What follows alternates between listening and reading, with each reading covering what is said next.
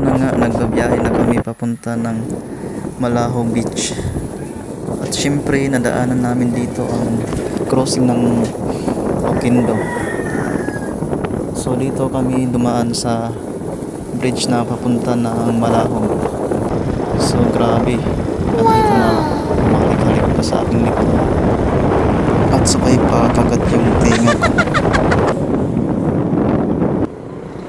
Daanan namin yung Caltex. So tinatanaw namin yung mga ganda ng tanawin. Ayan, nadaanan namin yung Mano-Mano. At ito pa, napakaganda, grabe. Yun na nga, nakarating na kami sa Malahog. So papasok na kami dito. Naghanap pa ba ng zipline? At yun nga pala, nagtatanong ako sa GF ko. Yun pala, hindi niya pala alam.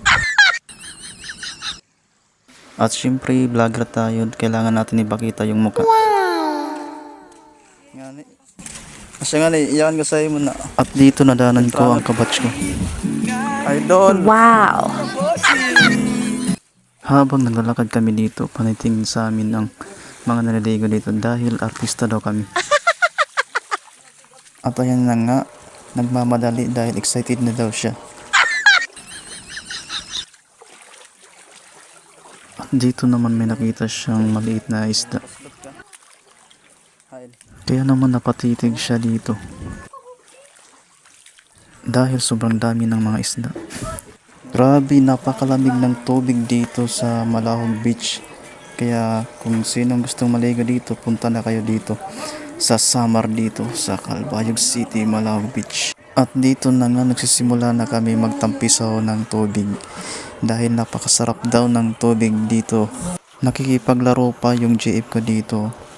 Tingnan nyo naman, napakasaya niya dahil sa haba ng taon na dumaan, ngayon pa lang siya nakaligo ng malahog. Joke lang. Tingnan nyo naman, sarap na sarap siya sa tubig dito. Tingnan mo. Nangyayapa na tapsikin daw siya. So dito pareho kami nag-enjoy dalawa.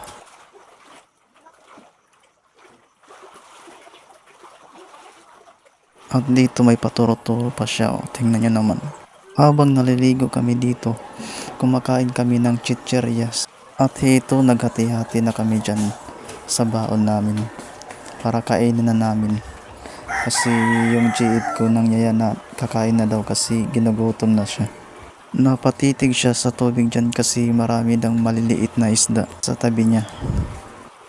Dito na nga nagtatapos ang aking vlog. Maraming salamat.